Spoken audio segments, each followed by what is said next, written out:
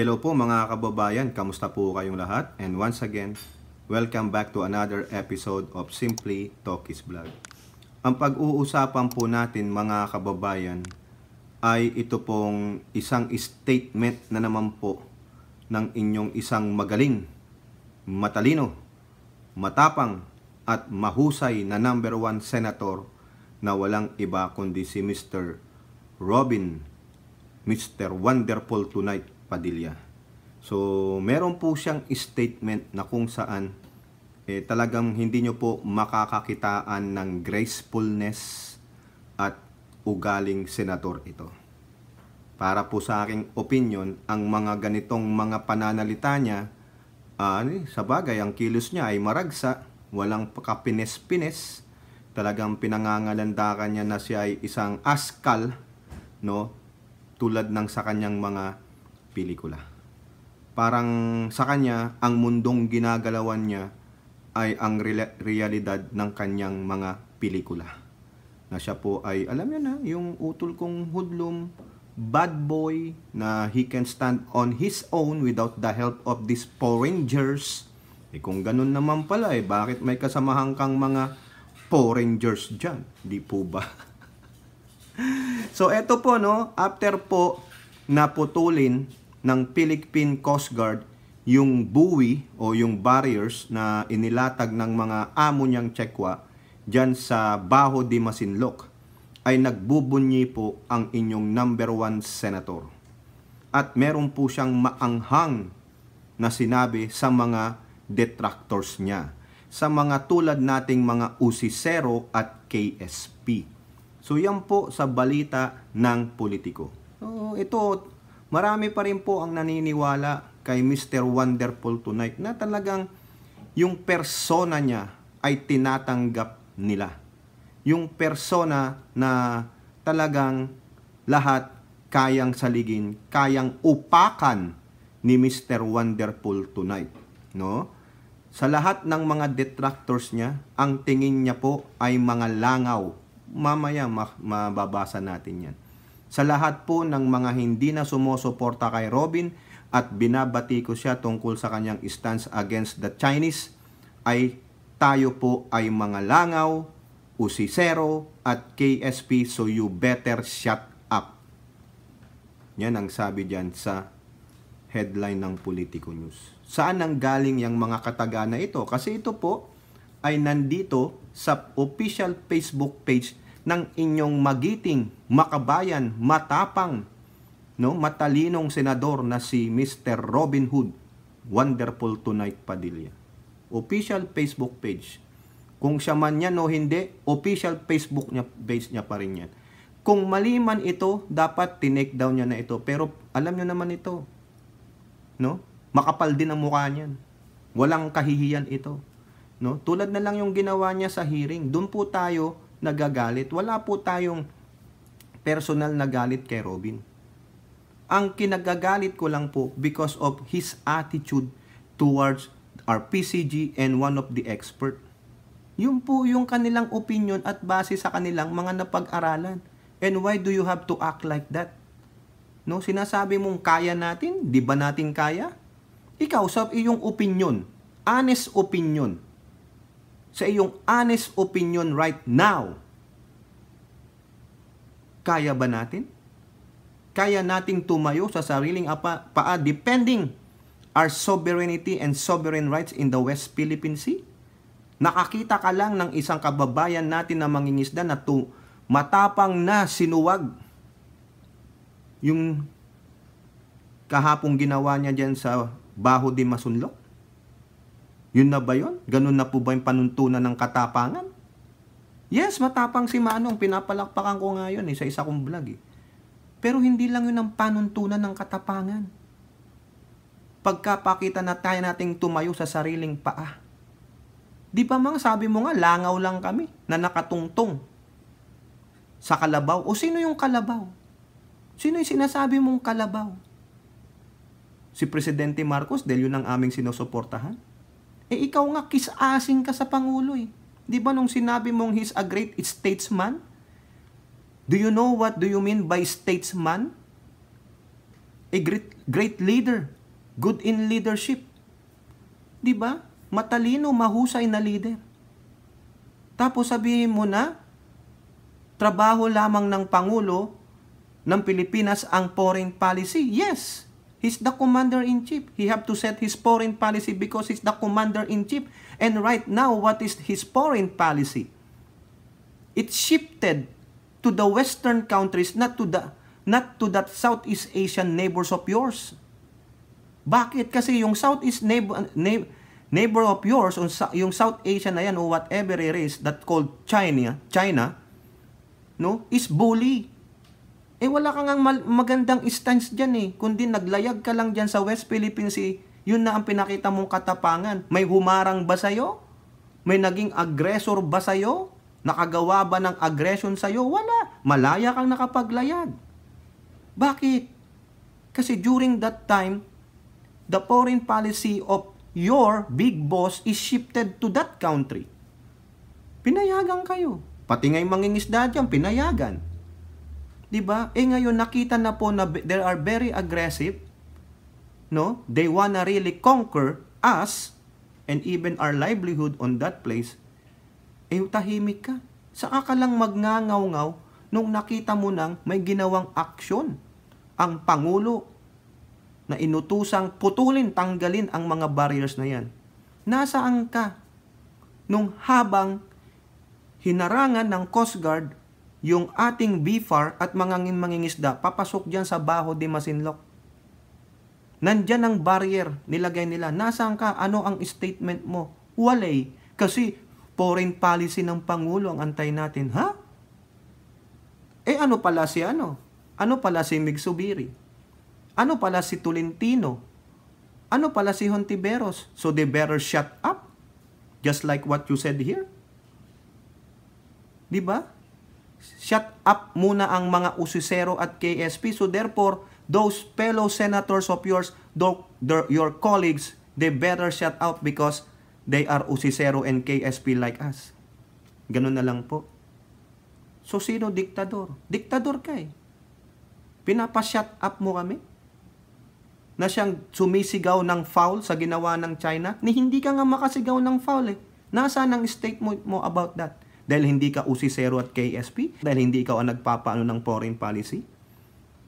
It is not the usapin ng foreign policy. Yes, we know there is the President's prerogative and work and job. Ang sa amin, bilang Pilipino, kailangan naming mag-ingay para ipaalam sa aming kapwa Pilipino at sa ibang mga hindi Pilipino na kami ay binubuli ng China sa West Philippine Sea. Mananatiling tikom na lang bang bibig mo tuwing merong aggressive act ang China? Tapos pag gumalaw ang Pilipino, tulad nito, pinalagan ang China, saka ka lang magbubunyi. Ganon. So, ibig sabihin, magaling ka lang pagtapos na laban. Di po ba? Ganon yung nakikita ko mga kababayan May ginawa ng action Pinutol o doon lang siya nagngangaw-ngaw. Doon niya pinupuri yung si Manong na talagang pinakita ni Manong na mas mabilis yung sasakyan niya kaysa doon sa speedboat ng para nga sila nag-F1 race doon Di ba? Pero during that time, na ginagawa ng China yung paglalapag ng barriers, wala kang ginawa. During that time na yung BFAR nagbigay ng tulong sa mga mangingisda, wala kang ginawa. Ano ginawa mo? Nag-wonderful tonight ka. Di sana kung talagang concerned ka doon sa mga kababayan natin doon sa Baho de Masinloc, wherever you are, whatever you are doing, since you are matapang, at pinangangalanda ka mo na pumunta kayo ng West Philippine Sea dahil matatapang kayo, ikaw ang manguna. Ulitin mo ulit yung ginawa mo last time. Nag-camping out ka. Di ba? Dahil matapang ka duwag kami. Yun lang yun. Siya ang matapang, duwag tayo. Tayo ang mag-shut up. Dahil usisero at KSP tayo. What a moronic statement coming from a good senator na nagsasabi na yung sinabi niya na una daw huwag magbitaw ng salita kung ikaw ay galit. Maging mahinahon dahil ganun po si Pangulong Marcos. Magbibigay ka ng ganung statement sa amin, ikaw nga, hindi mo nga makontrol yung sarili mo sa Senado. Example na lang yung hearing tungkol doon po sa inabusong kasambahay doon sa barangay chairman ng barangay nila. Diba anong sabi mo? Uupakan mo yung chairman? Ganun po ba ang pagiging isang senador? Wala kayong etiquette, wala kayong decorum. That's why Drilon is right. Wala kayong decorum. Tapos, yung kapwa mo senador na nagsasabi lang ng kanilang sa loobin sa ginawa ng China, being aggressive, isinasabihan mo na shut up sa mga usisero, kasama sila eh. Dahil nag-ingay sila eh. Ikaw ang nag-shut up, tapos kami ang sasabihan mong shut up, diktador ka. Gusto mong i-curtail ang freedom namin to say our expression. Nasaan yung rights namin? Tapos, sasabi ka ng ganito, anong palagay mo? Nasa kanto ka lang? Nag-aantay ka ng babanatan mo? Di po ba? Sasabihin mo, mag-reservice at suportahan ng pagsasabatas ng mandatory ROTC? Kung maipapasan nyo yan, kahit na suportahan namin yan, yung isinusulong yung batas ni Bato, kung hindi naman uusad sa Senado, o anong mangyayari? Di po ba? Ano mangyayari? Isabatas nyo muna. Ipa-approve nyo muna sa mga kapwa nyo mambabatas. Di po ba? Nasa inyong mga kamay, kahit na ano pong suporta namin, kahit na mangalap kami ng signatures that we are in favor of mandatory ROTC, mandatory enlistment in military, but your bill will not go through to the Senate, nothing. It is just bunch of bullshit. Di ba? BS. Tama ba ito sinasabi? Sumalit na kayo sa pagiging reservist? Reservist ako. ROTC grad ako. Di ba? 1994. Di ba? 2 years ROTC. Tapos, at suportahan at pagsasabatas ng mandatory ROTC, ipasa nyo muna. Tulad ng sinabi ko, maski na mangalap tayo ng milyon, na signatures diyan, pero hindi umuusad sa Senado because of your incompetency, wala rin. Mandatory military service, ipasa nyo ang batas. Hindi yung nagwa-wonderful tonight lang kayo dyan. Nang siopaw naman, Trabaho ng Pangulo ang foreign policy, yes. Ayaw mo sa Amerikano, based on that hearing. Ayaw mo sa presensya ng Amerikano. Bakit Amerikano lang? Gusto mong tumayo tayo sa sariling paa? Ano nangyari? Nung tumayo tayo sa sariling paa dyan sa West Philippine Sea, nadagdagan pa yung 9-dash line.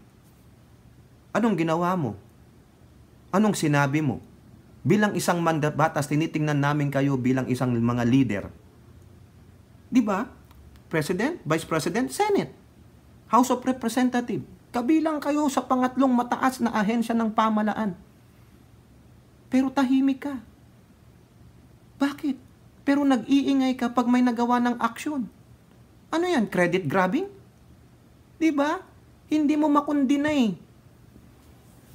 Wala ka. Tamimi ka. What a moronic statement itong sinasabi mo. Sinasabihan mo ang mga bashers mo, yung mga bumoto sa'yo nagluklok na ngayon ay nagsisisi dahil sa pagiging askal mo. Pagiging mapagmataas mo. Ugaling askal talaga. Hindi nagbago. Walang pinagbago sa bagay. Bakit nga naman siya magbabago? Diyan siya nakita. Pero right now, you are a senator. Ganyan po ba ang imahe ng isang senator? Sabi niyo, hindi ko man pakialam diyan kasi mga banyaga lang magsasabi ng ganyan. No way, Jose! Freaking idiot. Pasensya naman po, Diba? Shut up. Who are you to say shut up to us? Eto pa, sabi niya, mga kababayan, dinagdagan niya pa yan sa comment section ng post na ito. Eto pa, tingnan nyo. Ito ba ang asal senador? Mga ugok. Saan kayo nakarinig ng senator na nagsabi ng ganyan? Si Bato ba nagsabi ng ganyan? Si Tolentino ba nagsabi ng ganyan? Si Villanueva ba nagsabi ng ganyan? Si Alan Peter Cayetano nagsabi ba ng ganyan? Mga ugok. Mga ugok daw tayo, mga ugok. Bago kayo humirit, pumunta muna kayo sa West Philippine Sea. Hoy Robin, Hindi lang pagpunta sa West Philippine Sea para ipakita ang katapangan ng tao. Hinayupa ka, talagang ang mga ano mo, ang iyong mga pananalita ay moronic, moron, idyoto, idyota. Parang wala kang pinag-aralan. Senator ka pa man din. Marami kang nabudol. Di po ba mga kababayan, biruin nyo? Ako nga, tinawag na tanga dahil dito kay Robin, dahil kinumpan niya ko to eh. Pinaboto ko, binoto. Tanga ka, Tokis. Yan ang napapala nyo. Dahil naniwala kayo sa gagong yan. Ayun po sabi sa akin sa mga comment. Nilalait po ako dahil dito kay Robin, kinampan niya, binoto. Naniwala sa kanya. Na sabi niya, magpepederalismo. Wala naman pala. Mag 2 years na siya, wala. Tapos tinawag pa tayong shut up, mga usisero, KSP, mga ugok, at ito pa. Ang tatapang nyo, para kayong mga langaw. O, tinan nyo, langaw lang pala tayo sa paningin ni Robin Padilla. Eh ano siya? Ha? Pasensya naman po sa mga fans nito, no? Kung kami ay langaw na nakatuntong sa kalabaw, di bali ng langaw, makulit. Malaya namang nakakalipad kaysa naman sa katulad mong tae. Visit ka. Yung tae, nilalagay lang sa dilaw, ngayon kasama ka dyan. Bumilib kayo sa Pilipino, pro-Pilipino kayo dapat. O ikaw, hindi ka ba Pilipino? Ha? Bumilib kayo. Kayo ha? Kayo. Sa Pilipino. Hindi niya sinabi ang sarili niya dyan. Kasi he is pertaining to us. Kayo. Eh, Pilipino nga kami. Ikaw, ano ka? Nasaan ang alliance mo? Pro-Pilipino kayo. Pro-Pilipino nga kami. Kaya nga namin chinachastise yung ginawa ng mga Chekwa eh. Eh, ikaw, ano ginawa mo? You look wonderful tonight. Walang ka-effort, tol. O, di ba? Yun. Tapos may nag-comment po, si Johnny the Bagger, kilala po natin to, isang magaling na vlogger yan. Oh, ano sabi ni Johnny the Bagger? He called you what? Senator Homesack? Hanapin mo kung ano ibig sabihin ng Homesack. Diba? Kumbaga, Senator Airhead. Diba? Feeling nasa kanto pa din siya. Tama. Pareho kami ng sentimento ni JDB. Feeling niya, nasa kanto siya. Feeling niya, nasa takilya siya. Sabi nga ng mga nag-comment sa video ko about you, Mr. Padilla, feeling mo, sinasabuhay mo ang mga pelikula mo. Namumuhay ka sa ilusyon ng pagiging aktor. Sana hindi ka na naging senator. Marami po nagsisisi at ngayon tinatawag mo kaming langaw na nakatungtong sa kalabaw. Tinatawag mo kaming KSP at usisero. Sinasabihan mo kaming shut up. Hindi kami magsa-shut up. Who are you to curtail? No, pigilan kami magsalita laban sa mga illegal action, panlulupig, pambubuli ng Chino. Eh ikaw, anong masasabi mo? So meaning, shut up si Hontiveros? Shut up si Subiri? Shut up si Tolentino at yung pang mga kapwa mo, colleagues mo na senator na nagsasalita sa mga pambababoy, pambubuli, pambabalahura ng Chino? Tapos magsasalita ka lang pag may ginawa ng action? Come on. So pasensya naman ha. Pasensya po kung makapagsalita ng di maganda. What a moron you are. Di po ba? Asal kalye. Hoodlum. Bad boy. Talagang pinangalandakan po ng tokwa. Raming nabulag, pati ako, nagpakatanga dito sa taong ito. Imbis na magpakumbaba, hindi. Binanatan yung mga taong sumusuporta, nagpapaka-Pilipino, na kung matapang daw tayo, pumunta tayo ng West Philippine Sea. O pag pumunta ako dyan, sumatapang na ako, ganon. Ganon yon. Pag pumunta sila JDB dyan, matapang na sila, ganon. Ganon pala ang panuntunan ng katapangan. Mag-enlist sa military. Mag-mandatory ROTC, katapangan na. Ganon ang katapangan para kay Robin. Macho-macho, brusko. So therefore, isa rin siyang bully. Oh. Di po ba, mga kababayan? Nagbigay ng statement, akala mo, susuporta. Pero, pumapalakpak lang. Hindi nagbigay ng support o ng criticism doon sa ginawa ng China. After the fact na po siya. Credit grabber. Siya po ang papansin. Yun ang nakita nyo. Ibinaling niya yung ugali niya sa atin na tayo ang papansin.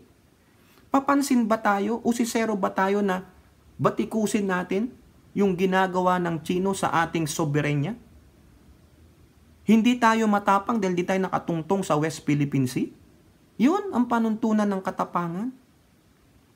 Ng siopaw naman. Ang katapangan hindi nakukuha sa dahas, hindi nakukuha sa tapang ng pananalita, hindi nakukuha sa pagtungtong sa West Philippine Sea, hindi nakukuha sa pagkuha ng isang military service. Iba't iba po ang katapangan ng tao, Mr. Robin Padilla, mag-isip ka. Puta, gumamit ka naman ng ChatGPT. Ay, pasensya na po, napamura po tayo. Nagpasubali na po ako dun sa ating kaibigan at brother in Christ po. Pasensya na po, no? Patawarin niyo po ako.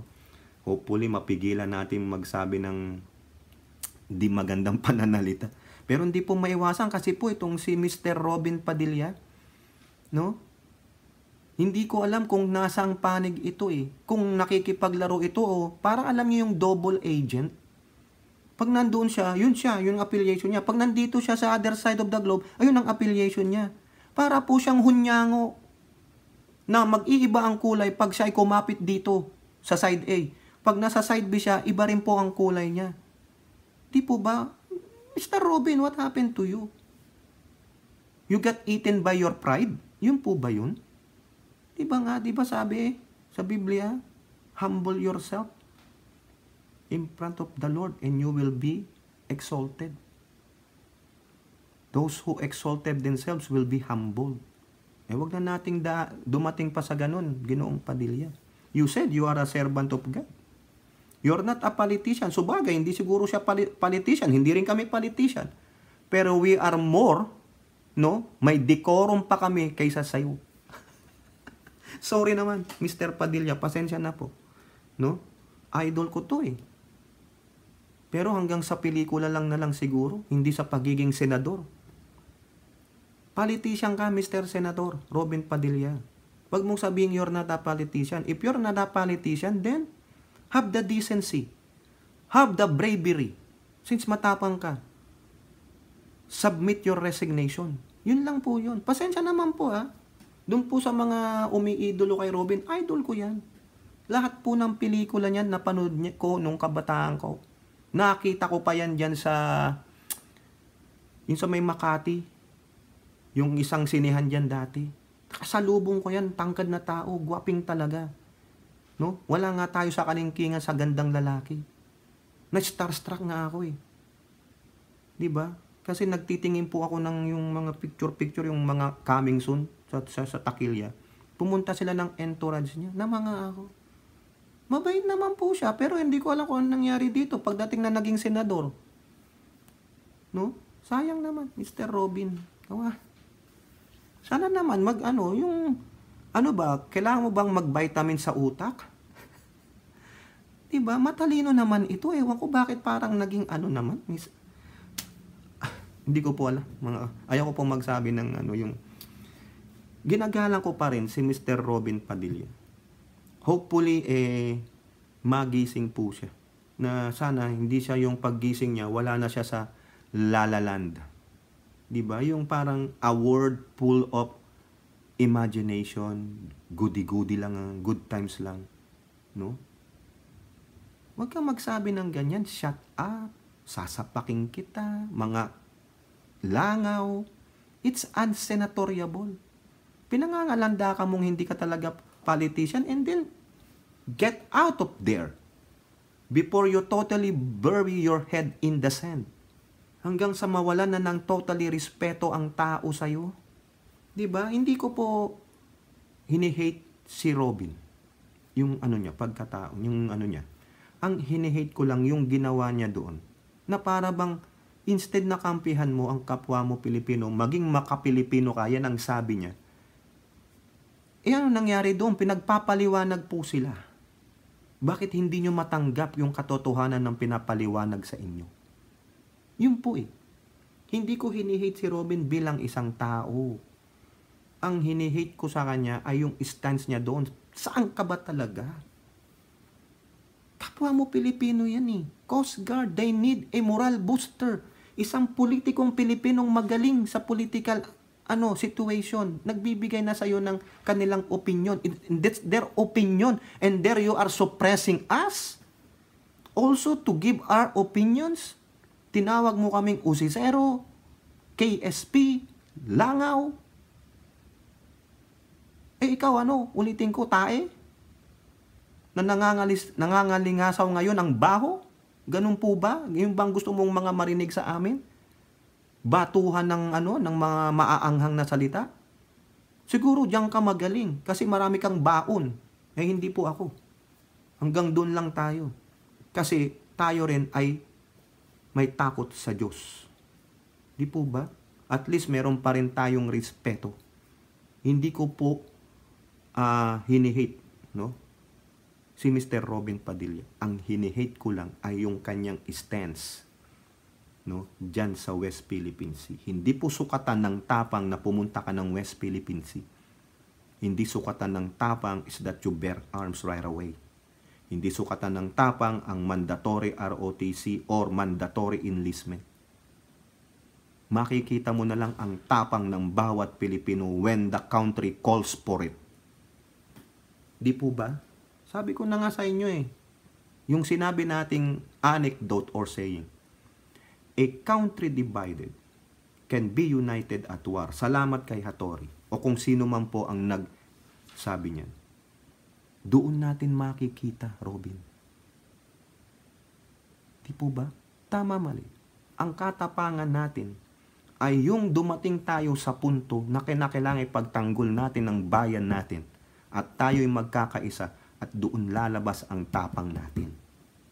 Hindi tulad nitong sinasabi mong magpunta ka sa West Philippine Sea. Dahil ang katapangan mo sa'yo ay superficial. Yung gusto mo nung makita namin. Yung matapang ka, nandiyan ka eh. Di po ba? Kaya wag mong alipustahin ang katapangan ng kapwa mo Pilipino. Tinawag mo pa kaming kayong mga Pilipino. So therefore, hindi ka Pilipino. Ano ka? Amerikano ka? Di ba hate na hate mo ang Amerikano? Ba't may kasama kang Amerikana? Di po ba? Double standard? Hypocrite? Kayo po mga kababayan, ano po ang inyong masasabi? Comment down below and don't forget to like and share. Hope to see you on the next videos. Bye-bye. God bless.